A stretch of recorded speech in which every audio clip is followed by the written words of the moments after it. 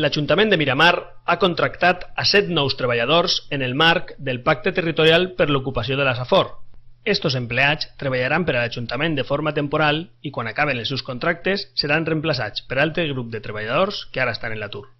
Al llarg del present any, l'Ajuntament de Miramar ha contractat temporalment a un total de 113 treballadors, amb la finalitat d'ajudar en la mesura del possible als veïns i veïnes de Miramar que es troben sense feina. Cal recordar que l'Ajuntament presidit per Ascensió Llorca destina enguany un total de 450.000 euros per a realitzar aquestes contractacions. El procés de selecció dels treballadors es du a terme de manera conjunta entre l'Ajuntament, el Servef i els sindicats.